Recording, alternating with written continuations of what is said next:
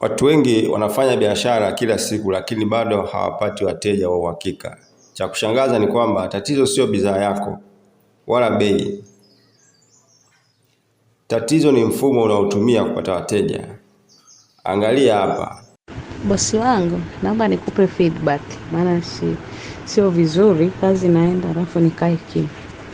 Kwa kweli bosi wangu, unahitaji maua yako, unastahili maua yako.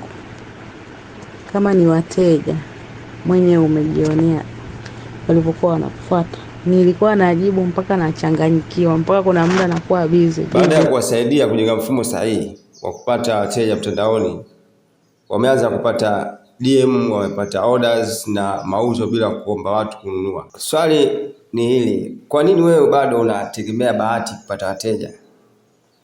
Kama unataka kujua mfumo unavyofanya kazi na jinsi unavyoweza kuanza, hata kama unaanza bila followers wengi, nimeweka maelezo kwenye link au ni DM neno system nikutumie details.